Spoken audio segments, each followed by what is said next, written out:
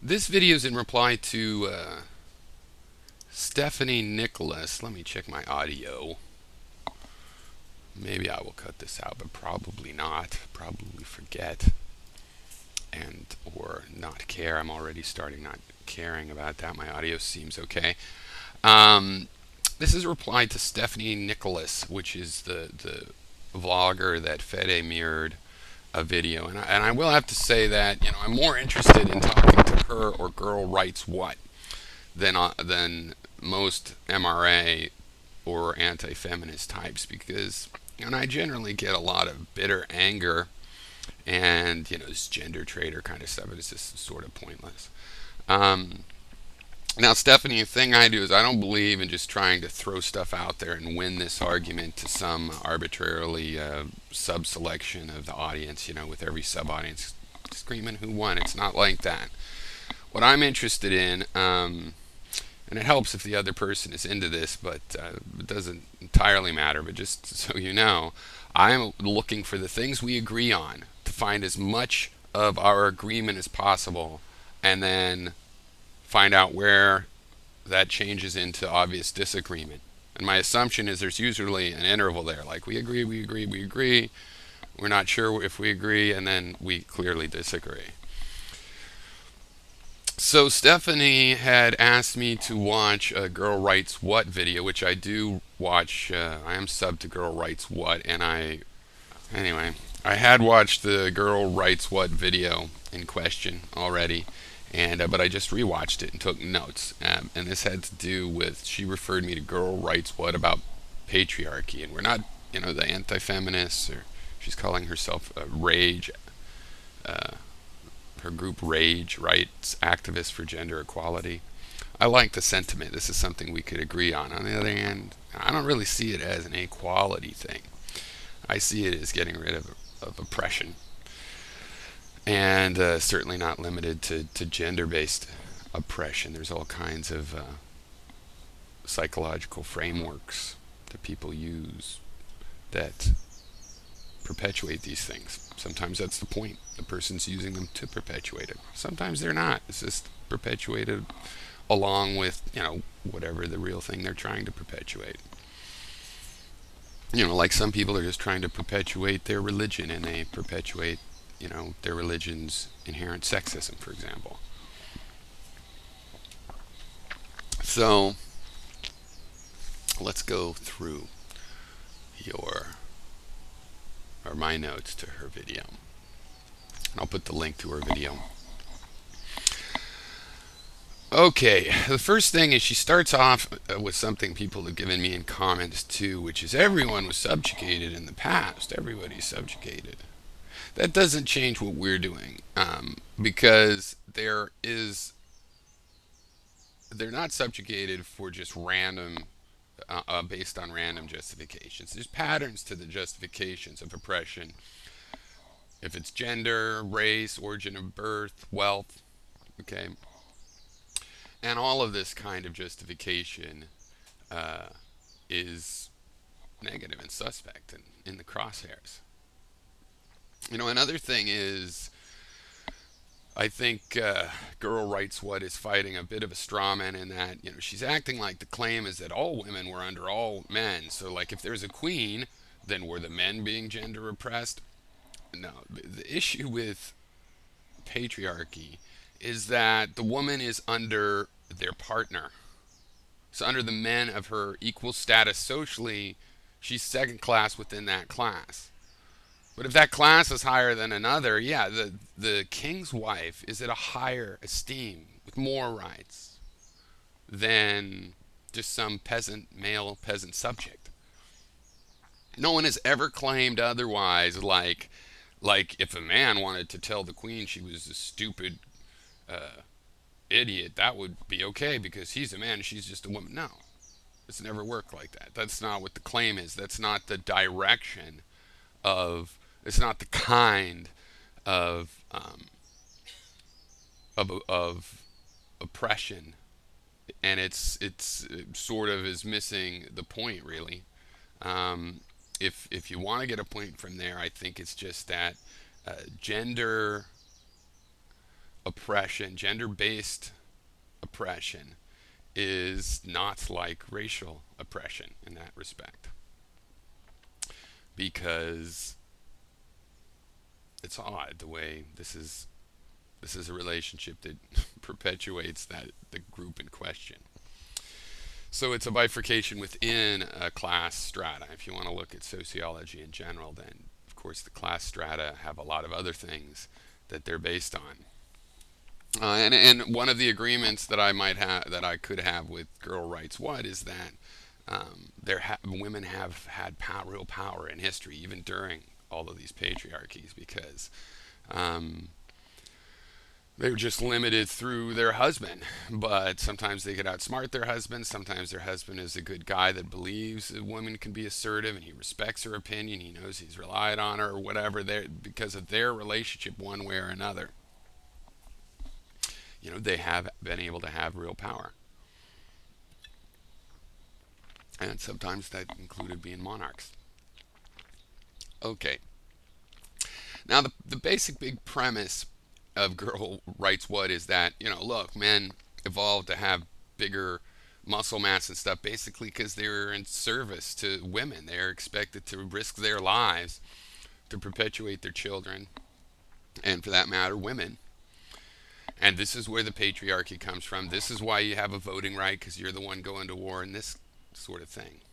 The thing is, and this is important with all evolutionary biology type argument, is that we're not in that case anymore. Men are not really required to do that, right? Unless they want to, men pretty much are not forced to do. They don't have to go, like in the Inuit example, they don't have to go hunt whales, right? So there's a contemporary imbalance based on assumptions. For example, Girl Writes What goes and talks about conscription in the Kuwaiti military, because I guess she's responding to somebody that talked about women's suffrage in Kuwait. And Girl Writes What goes on to talk about how, see, the men have to do this, and they're at risk. Those poor Kuwaiti men, and when they're in the military, they don't even get to vote. And, oh my God, except for one thing. Kuwait lost one person in the first Gulf War. I couldn't even find statistics on what they lost in the current Iraq War. They've never had a war. Okay, they got free from the British in the 60s. They've never had a war. I mean, they gave $5 billion to Iraq in the Iran-Iraq war. Iran bombed them. They called on the U.S. to protect them. Right? And when they got invaded from Iraq, U.S. protected. So this is an example of patriarchal framing, mental frameworks people use to analyze things. The men are going in the military, thus they deserve extra benefits, because that's so risky, except for we're talking about a country whose military never goes to war. Never. There is none of that. That's an imaginary risk in an imaginary framework with real rights associated to this imaginary justification that doesn't apply. So even accepting that the argument works historically or for the Inuit, it just emphasizes we're not in that situation, right? We are not in that situation anymore. Men are not having to do that. Women have to go get jobs. It's like men have to go get jobs. In this marriage contract thing, it's like she goes into, well, maybe it's the men the advantage of the women to get the men to not.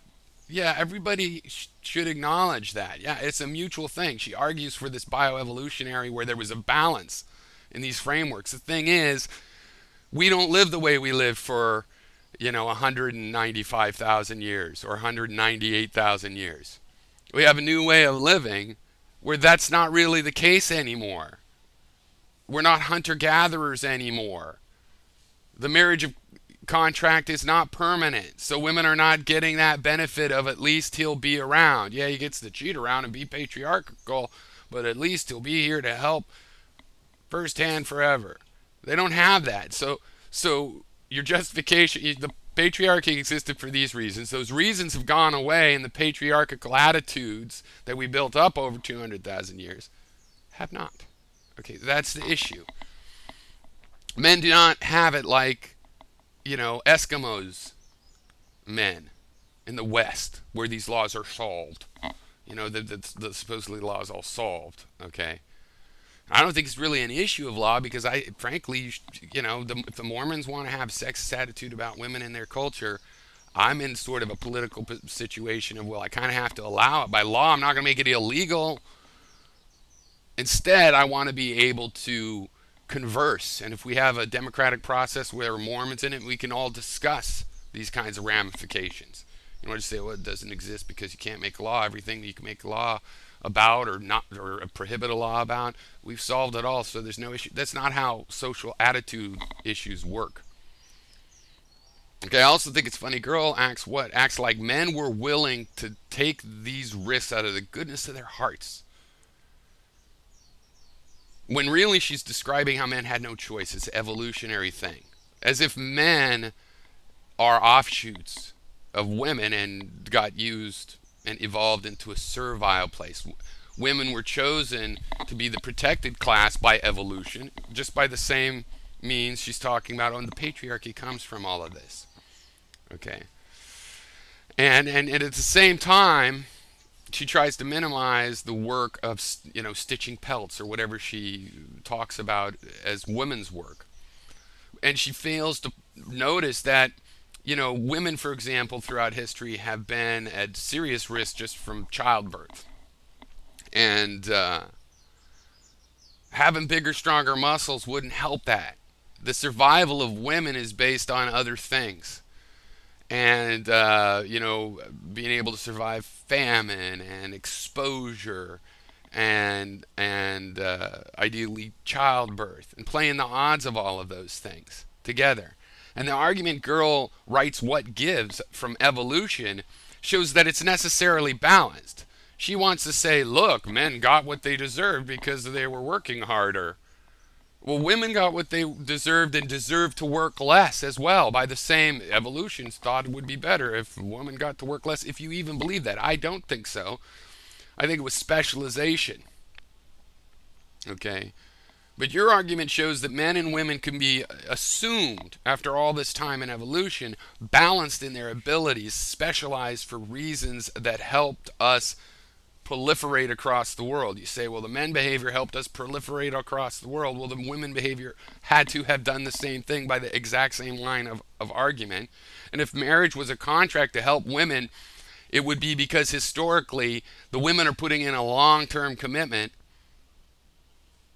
for these short-term constant dealing with patriarchy, and what they need for that to pay off is the man to stay around with marriage. We don't have that anymore. Modern time now. So there becomes an imbalance in the expectations when you're using patriarchal ideas from tens of thousands of years ago up to the present, when we're not hunting Eskimos for our women's folks anymore. Right? And she throws in feminism means anti-science, which is a stupid remark, right? I see why she's trying to claim that because feminists are denying there were these reasons. No. We can easily see the science of this and say, oh, well, but by the way, there's more than one interpretation of a lot of these facts. But still, interpreting it the way Girl Writes What does, we can see, oh, yeah, that we're animals. That's how we got in this animal condition. You look at it like the culture of herd animals. Like you could say, oh, herd's, disgusting way to organize. Oh, I see why this animal got in that niche. You could justify it, or you could say, well, no, I see, but I don't think it's justified, but it makes sense, or it fits in, or... So we have that about human beings, right? And you could accept that, and we could call that the science part, that there's reasons that stuff fit together, and still not think it's an appropriate framework for the current situation, when it's probably thousands of years, I think, since you could really, the situation you're describing. It's hunter-gatherer. That's why you had to go to the Inuit to really get a good example. But for at least centuries, it just hasn't been the case.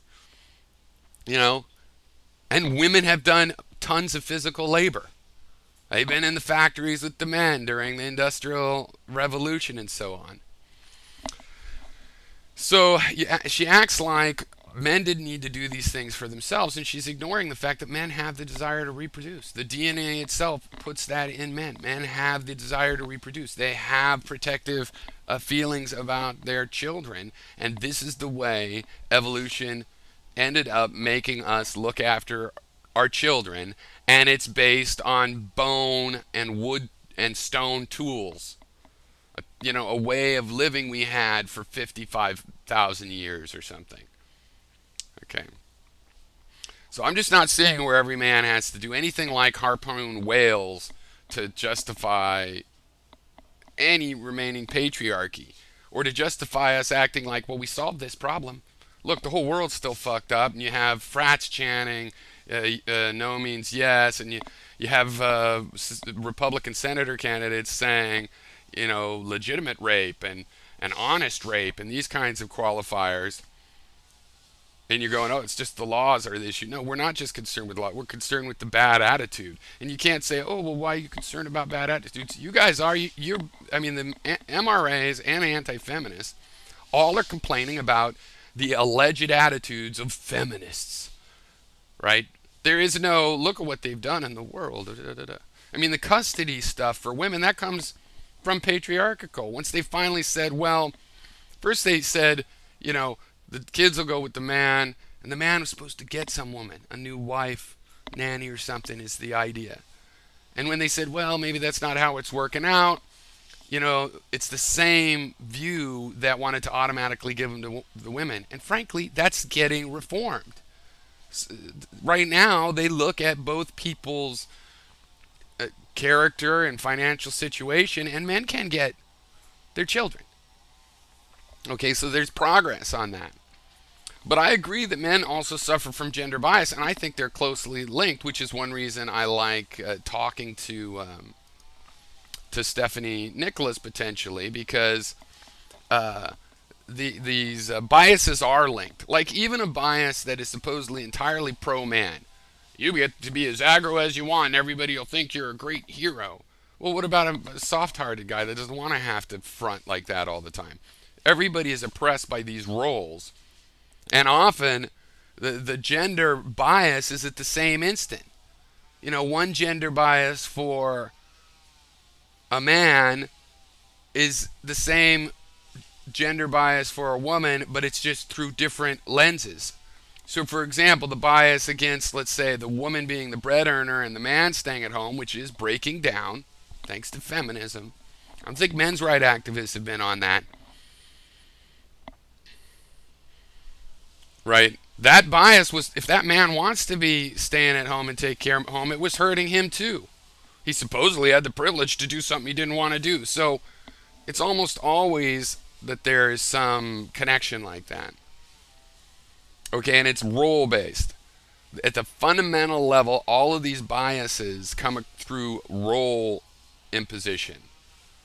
People have a framework, which is a metaphor, and the metaphor has roles. The strict father-family metaphor, well established in the wild, has certain characteristics, and you're supposed to play your role. And that's the oppressive part.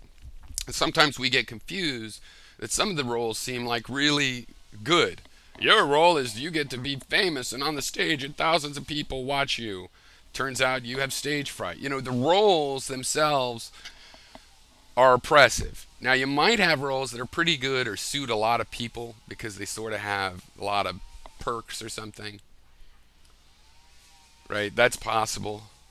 And then those roles we confuse for just the totally good side. But my view is that having those roles, people need to be able to be individuals. Right? And if anything, I like feminism because I think just by bringing up gender, men weren't really doing this in civil rights environment. The MRA movement could possibly be good for this. That there's that it's not just feminism bringing up gender roles as an issue. But I do think feminism has helped release some of these gender roles that release men as well. I do admit women have had power. I think that's interesting. I don't blame, like, if you want to say how we're warlike and capitalist, that can't be just put on the men. That's not the level to which the patriarchy goes. Men and women have been together. Men that weren't cutthroat have had women that were like, be more cutthroat, and or even their wife was really the cutthroat one, or they ran things together. There's been a million kinds of outlets for women's power. But I think let me get this right. Okay, basically, the argument is that men were in a service position for a long period of human evolution, enough to get all strong and prove and show evolutionarily they'd been put under these extra physical rigors. Then, women thus let men pretend they were in control and have special privs to balance the reality that they'd actually evolved to serve mentality, right? Women had been chosen to be the protected one by this evolutionary system. And, like Girl Writes What is like men might say, well, you know what, I'm going to short out the circuit. I got the strength and I can just save it for myself. She ignores, as I say, that men have a drive to reproduce. But anyway, I'm going to say, with that picture, that sounds like the problem. Perhaps rather than giving men the illusion of control, they should have just been treated men as pampered servants, with the women officially in control, since evolution for some reason decided she was worthy of protect. The evolutionary argument says there's got to be something about the woman that she deserves this extra protection, to the point that she doesn't even have to grow as big of muscles, to the degree that she could still survive when he's off at war and somehow take care of the family, and yet she's still in this extra protected state. So maybe the problem is that there was this lie. Maybe men did notice that and like, hey, I'm going to be in control or else I'll just, do it my own way. I realized I could force control. And maybe it wasn't good for women at all. Maybe not all societies have patriarchal history. Maybe some of them had matriarchal history or gender neutral histories. That's what I see in anthropology. But if this dishonest deal, where men are like, I'm in control and it's all about men, because evolutionarily they've actually evolved to be servants, well, then that's what, with a modern forebrain, I guess, is here for us to solve. How to rectify that history and that delusion with the current contemporary situation. Because as we evolve better technology, it seems to me men tried to keep control long after the remnants of this biological justification wore paper thin. And with laws, that's when laws come in to sort of protect what naturally was the case before. Naturally, the case before, the man came back with the meat. If he got so pissed off he wouldn't share it, it's like, what you gonna eat? Now the men don't really do that.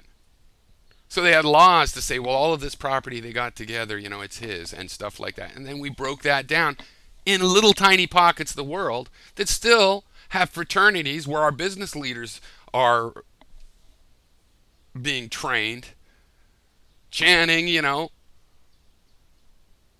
what was it?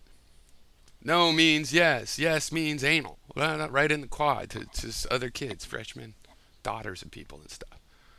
But there's no bad attitude, or that's just them. Well, we're sorting out. Some people have bad attitudes about men. Some people have bad attitudes about women. Some of these things have historical reasons, maybe even justifications. But guess what? It's a new world, man. Things aren't how they were for the Inuit. Most of us don't live that way in this part of the world that is modern. And most of the developing world, in places like Kuwait where you still have these laws, they're filthy rich. They don't actually live that way either. Even less so than us, they do. Even less so than us. But they still have this framework and their idea in their mind. But they're not actually in that situation, but they're trying to live that way. That's what we call the patriarchy. Holding on to that. Thinking I'm a man and I protect my country because I'm in the military, but I am a Kuwaiti and my military never goes to war, so... But hey, I'm still... All right. Cheers. Yeah, one other thing I want to talk about, since I forgot, maybe I'll keep it shorter than I was planning, but, you could go pick and choose. Now, there's only one country that I know of that has conscription for women, and women have the right to be in any position in the armed force. And they're like half of the officers. And that's the Israeli military. And in fact, I could show you pictures of Israeli women fighting from the very beginning of conflict in a country that actually has had a lot of conflict. And so the point of this is that the question isn't how does it done in history? We had bone tools for 50,000 years. We figured out something pretty good. Yeah, well, we might need something now for the metal ages, or the post-metal age and the post-industrial age. And a model like Israel's might be the way to go. See, we can choose. We have a lot of things evolved. We have a lot of value systems, a lot of which contradict with each other. Now we're smart enough to choose to shed some of those and hold on to other ones. And that's the choice that we're really making now. And that's what this subject's really about.